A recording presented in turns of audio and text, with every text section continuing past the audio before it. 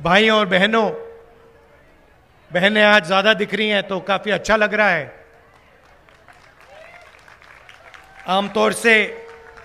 आमतौर से आपको पीछे बैठाया जाता है या कोने में बैठाया जाता है। आज पुरुषों को साइड में कर दिया है, अच्छा है।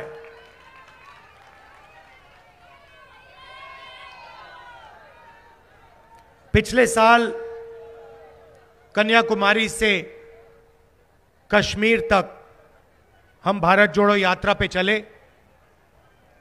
4000 किलोमीटर समुद्र से लेकर हिमालय तक चले और लाखों लोगों से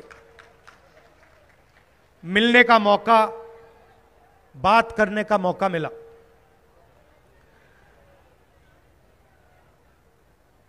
लोगों ने हमें कहा कि देखिए, आपने कन्याकुमारी से कश्मीर यात्रा कर ली, मगर बहुत सारे ऐसे प्रदेश हैं जहां आप नहीं गए। मणिपुर, जहां आग लगी हुई है, सिविल वॉर सा माहौल है, वहां आप नहीं गए। उड़ीसा, बिहार, नॉर्थ ईस्ट के प्रदेश, झारखंड, छत्तीसगढ़, गुजरात, इन प्रदेशों में नहीं गए। तो दूसरी भारत जोड़ो यात्रा होनी चाहिए जो मणिपुर से मुंबई तक जाए, और हमने ये बात एक्सेप्ट कर ली, इसलिए मैं आज आपके सामने यहां खड़ा हूं। दूसरी भारत जोड़ो यात्रा में हमने न्याय शब्द जोड़ दिया, क्योंकि पहली यात्रा में जिससे भी हम मिलते थे, चाहे वो किसान हो, युवा हो, महिला हो, सब लोग हमसे कहते थे कि देखिए, जो हिंसा फैल रही है, जो नफरत फैल रही है, उसका कारण अन्याय है। किसानों के खिलाफ अन्याय, महिलाओं के खिलाफ अन्याय, युवाओं के खिलाफ अन्याय, गरीबों के खिलाफ अन्याय, मजदूरों के खिलाफ अन्याय। हिंदुस्तान के 90% लोगों के साथ हर रोज अन्याय होता है। पता नहीं आप जानते हैं या नहीं, मगर हिंदुस्तान में 22 ऐसे लोग हैं जिनके पास उतना ही धन है जितना 70 करोड़ लोगों के पास है। एक तरफ 22 लोग और दूसरी तरफ 70 करोड़ लोग। जितना उनके पास धन, उतना इनके पास धन। अरबपतियों का 16 लाख करोड़ रुपया माफ किया जाता है। 16 लाख करोड़ रुपया। आम आदमी को 16 लाख करोड़ रुपया कितना होता है नहीं समझ आता। अदानी को जरूर समझ आ जाता है, अरबपतियों को समझ आ जाता है, मगर आपको और हमको यह नंबर कितना बड़ा है नहीं समझ आता। मनरेगा में 65,000 करोड़ रुपए लगते हैं। एक साल के लिए अगर मनरेगा चलाना हो तो 65,000 करोड़ रुपए में चलता है। नरेंद्र मोदी जी ने 20-25 लोगों का 16 लाख करोड़ रुपया कर्जा माफ किया। 24 साल का मनरेगा का पैसा नरेंद्र मोदी जी ने 22-25 लोगों को दिया। 24 साल का मनरेगा का पैसा 22-25 लोगों का कर्जा माफ करके दिया। किसानों का कर्जा माफ नहीं किया, महिलाओं का नहीं किया, कॉलेज की फीस का माफ नहीं किया, मजदूरों का नहीं माफ किया। जो देश में सबसे अमीर लोग हैं, उनका 16 लाख करोड़ रुपया कर्जा माफ किया है। इससे बड़ा अन्याय हो ही नहीं सकता। मैं सिर्फ यह कह रहा हूं कि अगर उनका कर्जा माफ हो तो फिर किसानों का, मजदूरों का, छोटे व्यापारियों का, युवाओं का भी कर्जा माफ होना चाहिए। सिर्फ यह कह रहा हूं। तो यह है आर्थिक अन्याय। दूसरा सामाजिक अन्याय। देश में तकरीबन 50% पिछड़े वर्ग के लोग हैं। एग्जैक्टली कितने हैं कोई नहीं जानता, अंदाजे से कह सकते हैं कि तकरीबन 50% है। 55 भी हो सकते हैं, 60 भी हो सकते हैं, किसी को नहीं मालूम। 15% दलित हैं, 15% माइनॉरिटी हैं, 8% आदिवासी हैं, 5% गरीब जनरल कास्ट के लोग हैं। मगर अगर आप भागीदारी देखें तो हिंदुस्तान के 90% लोग कहीं नहीं दिखाई देंगे आपको। ये मीडिया के हमारे मित्र खड़े हैं, कैमरा लिए खड़े हैं, इनके मालिकों की लिस्ट निकालिए। अगर आप चाहते हैं मैं आपको दे दूंगा, मेरे पास है, 50-60 हैं। ये देश के पूरे मीडिया को चलाते हैं। जो भी आप टीवी पे देखोगे, ये 50 लोग निर्णय लेते हैं। अगर ये कुछ दिखाना चाहें, विपक्ष का कुछ दिखाना चाहें, ऊपर से एक ऑर्डर आता है, मोदी जी का चेहरा दिख जाता है। मीडिया पे आपको कभी किसानों की बात नहीं सुनाई देगी, मजदूरों की बात नहीं सुनाई देगी, बेरोजगारी महंगाई की बात नहीं सुनाई देगी। मोदी जी ने वायदा किया था, 400 रुपए का सिलेंडर था उस टाइम। मोदी जी ने कहा था महंगा है, आज कितने का मिलता है? 1100 का है। मीडिया में आपको कभी यह बात नहीं बताई जाएगी। अब लिस्ट निकालिए, उस लिस्ट में आपको एक पिछड़ा नहीं मिलेगा, एक दलित नहीं मिलेगा, एक आदिवासी नहीं मिलेगा, एक गरीब जनरल कास्ट का व्यक्ति नहीं मिलेगा। वही 20-25 लोग हैं जो पूरे के पूरे मीडिया को कंट्रोल करते हैं। वही 25 लोग हैं जिनका 16 लाख करोड़ रुपया नरेंद्र मोदी जी ने माफ किया। वो 24 घंटा आपको नरेंद्र मोदी जी का चेहरा टीवी पे दिखाते हैं। आपकी जो समस्या है उनके बारे में बोलते ही नहीं। मीडिया को छोड़िए, हिंदुस्तान की सबसे बड़ी कंपनियों की लिस्ट निकालिए, 200 कंपनियों की लिस्ट निकालिए। चाहते मैं आपको दे दूंगा। लिस्ट में आपको, मालिकों की लिस्ट में आपको एक पिछड़ा नहीं मिलेगा, एक दलित नहीं मिलेगा, एक आदिवासी नहीं मिलेगा। वही 2-3% वाले लोग मिलेंगे।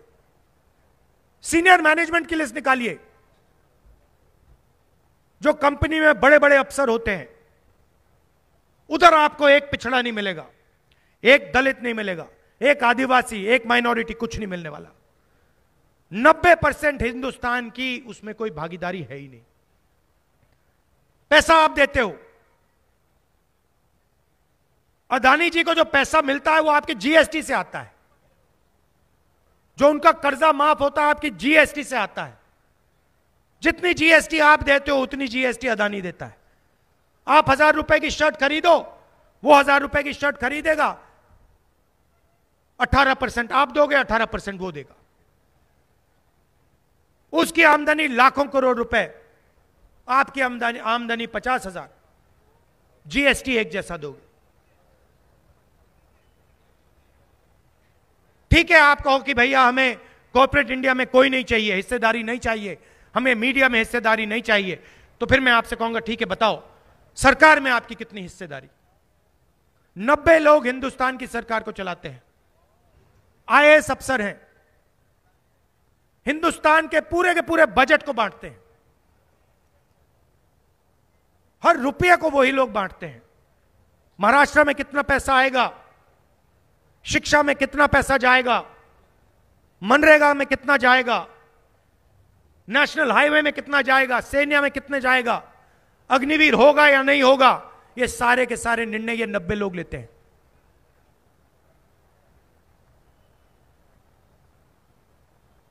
नब्बे लोग हैं। पिछड़े कितने? 3। दलित कितने? 3। आदिवासी कितने? 1। और अगर हिंदुस्तान की सरकार 100 रुपए खर्च करती है, 100 रुपए भेजती है, तो पिछड़े, दलित, आदिवासी अफसर 6 रुपए का निर्णय लेते हैं। दलितों की आबादी 15%, बजट में हिस्सेदारी 1%। आदिवासी की 8% आबादी, बजट में अफसरों की हिस्सेदारी 100 रुपए में से 10 पैसे। पिछड़े 50% है कम से कम, 5% की हिस्सेदारी है उनके, अफसर 5% का निर्णय लेते हैं। सब मिला के 100 रुपए में से 6 रुपए का निर्णय दलित, पिछड़े और आदिवासी अफसर लेते हैं। सरकार में भी आपकी भागीदारी नहीं है। आपके लोग कोने में बैठते हैं। बड़ी मिनिस्ट्री में आपका कोई है ही नहीं। फाइनेंस मिनिस्ट्री में आपका कोई एक आदमी नहीं है। प्राइवेट अस्पतालों की मालिक की लिस्ट निकालिए, उधर आप नहीं हो। कॉलेजेस की लिस्ट निकालो, उधर नहीं हो। पैसा जरूर दोगे, बीमार होते हो जेब से आपका पैसा निकलेगा। अस्पताल को जमीन दी जाएगी, किसकी दी जाएगी? आदिवासी की, पिछड़ों की, दलितों की, गरीब जनरल कास्ट की। जब जमीन देने का टाइम आता है आपके सामने खड़े हो जाते हैं, जब भागीदारी देने का टाइम आता है आपको भगा देते हैं। और सबसे ज्यादा नुकसान महिलाओं को होता है, क्योंकि आपको डबल चोट लगती है। आप पिछड़े वर्ग की भी हैं और फिर आप महिला भी हैं। आप दलित वर्ग की भी हैं, आप महिला भी हैं। आप आदिवासी वर्ग की हैं, आप महिला हैं। आप गरीब जनरल कास्ट की हैं, आप महिला हैं। तो आपको डबल चोट लगती है, हर चीज में आपको डबल चोट लगती है। नरेंद्र मोदी जी ने धूमधाम से लोकसभा में आरक्षण दिया, पटाखे फोड़े, डांस गाना हुआ, और फिर आपको बताया जाता है कि देखिए सर्वे के बाद आपको आरक्षण दिया जाएगा। सर्वे कब होगा? 10 साल के बाद। तो धूमधाम कर दिया, पार्लियामेंट में भाषण दे दिया, मगर आपको आरक्षण 10 साल बाद मिलेगा। कांग्रेस पार्टी की सरकार आएगी, एकदम हम आपको आरक्षण दे देंगे, कोई सर्वे की जरूरत नहीं। तो यह सबसे पहला काम है, क्योंकि हम चाहते हैं कि इन सब संस्थाओं में, हर इंस्टीट्यूशन में, मीडिया में, सरकार में, लोकसभा, विधानसभा, पंचायतों में महिलाओं की भागीदारी हो, महिलाएं दिखाई दें। आपकी आबादी 50% है। खारगे जी ने आज 5 ऐतिहासिक अनाउंसमेंट किए हैं। सबसे पहला और शायद सबसे जरूरी, हिंदुस्तान की हर गरीब महिला को, चाहे वो मजदूरी करे, खेती करे, छोटा जॉब करे, हर गरीब महिला को सीधे बैंक अकाउंट में हिंदुस्तान की सरकार साल के 1 लाख रुपए देगी। कल मैं एक आदिवासी महिला के घर के सामने रुका, बातचीत की।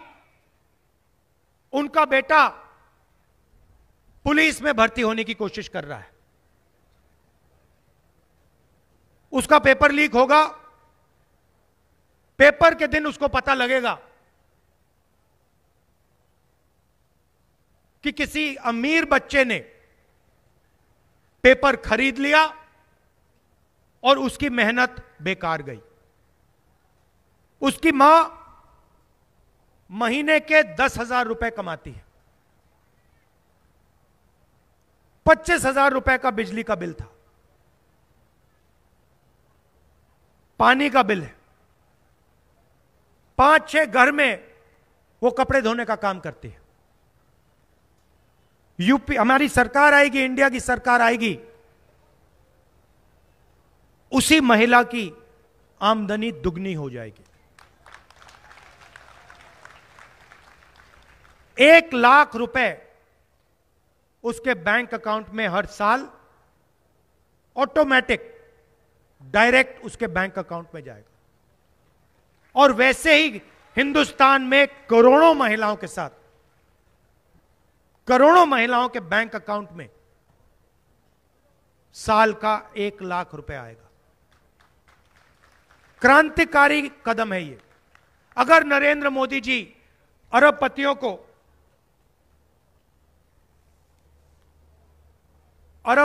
को 16 लाख करोड़ रुपए दे सकते हैं, तो हम करोड़ों महिलाओं को 1 लाख रुपए दे सकते हैं।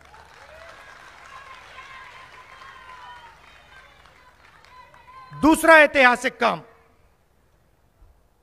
सरकारी वैकेंसीज में, सरकारी जॉब्स में महिलाओं को 50% आरक्षण।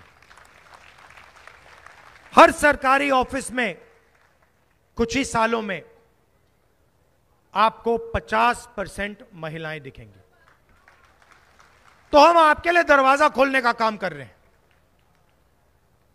आर्थिक अन्याय हो रहा है, आपके साथ हो रहा है, महंगाई बढ़ रही है, गैस सिलेंडर के दाम बढ़ रहे हैं, पेट्रोल के दाम बढ़ रहे हैं, हम आपके बैंक अकाउंट में 1 लाख रुपए डालेंगे।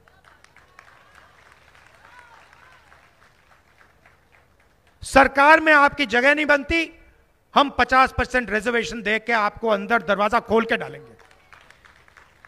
आशा, आंगनवाड़ी और मिड डे मील में जो काम करती हैं, सेंट्रल गवर्नमेंट का जो भाग है, जो शेयर है, उसको हम दुगना कर देंगे।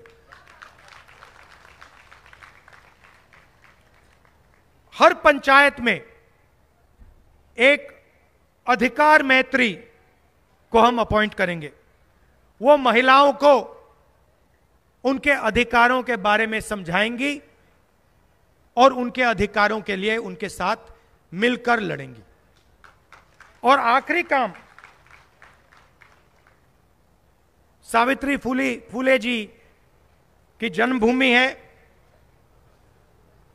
तो उनके याद में हम हर डिस्ट्रिक्ट में महिलाओं के लिए हॉस्टल खोलेंगे। जो महिलाएं काम करती हैं, जॉब करती हैं, उनके लिए हॉस्टल खोलेंगे। उनको वहां पे सिक्योरिटी मिलेगी, अच्छा भोजन मिलेगा। तो हर डिस्ट्रिक्ट में हम एक सावित्री फुले महिला हॉस्टल खोलने जा रहे हैं। तो ये हम आपके लिए काम करने जा रहे हैं। जो मैंने भागीदारी की बात कही, पिछड़े वर्ग की बात कही, दलित वर्ग की बात की, आदिवासी वर्ग की बात की, गरीब जनरल कास्ट के लोगों की बात की, कोई ना कोई रास्ता तो निकालना पड़ेगा। ऐसे तो नहीं चला जा सकता। रास्ता जाति जनगणना है। सबकी गिनती, पिछड़े वर्ग के कितने लोग हैं, दलित कितने हैं, आदिवासी कितने हैं, दलित महिलाएं कितनी हैं, पिछड़ी महिलाएं कितनी हैं, गरीब जनरल कास्ट की महिलाएं कितनी हैं, गिनती। और उसके बाद गिनती पे नहीं रुकने वाले हम, गिनती पे नहीं रुकने वाले। गिनती के बाद आर्थिक, इकोनॉमिक और हिंदुस्तान की हर संस्था का सर्वे। यह पता लगाना है कि मीडिया में महिलाओं की कितनी भागीदारी है, दलितों की कितनी भागीदारी है, पिछड़ों की कितनी भागीदारी है, बड़ी बड़ी कंपनियों में महिलाओं की कितनी भागीदारी, दलित की कितनी, आदिवासी की कितनी, पिछड़ों की कितनी, सरकारों में आपकी क्या भागीदारी है, हिंदुस्तान का जो धन है उसमें से आपका कितना है और अरबपतियों का कितना है, यह डेटा निकालना है। इस डेटा के बिना 21वीं सदी में हिंदुस्तान प्रगति नहीं कर सकता है। इस डेटा के बिना आप लोगों को इस देश में भागीदारी नहीं मिल सकती। इसीलिए मैनिफेस्टो में कांग्रेस पार्टी ने एक ऐतिहासिक बात लिखी है। जैसे ही हमारी सरकार आएगी, जाति जनगणना, आर्थिक सर्वे, इकोनॉमिक फाइनेंशियल सर्वे और हिंदुस्तान की जो संस्थाएं हैं, इंस्टीट्यूशंस हैं, उन सब का सर्वे। दूध का दूध, पानी का पानी हो जाएगा। आपको पता लग जाएगा हिंदुस्तान का धन किसके हाथ में है, आपके समाज के पास कितना है, महिलाओं के पास कितना है। यह क्रांतिकारी काम है। हरी क्रांति, आजादी, सफेद क्रांति, कंप्यूटर रेवोल्यूशन, ये सब कांग्रेस पार्टी ने किए थे आपके साथ मिलकर। उतना ही बड़ा काम जाति जनगणना, उतना ही बड़ा काम है, और ये हम आपके साथ मिलकर करने जा रहे हैं। आपके सामने जो दीवार खड़ी है उसको हम तोड़ने जा रहे हैं। आप सबका दिल से बहुत बहुत धन्यवाद।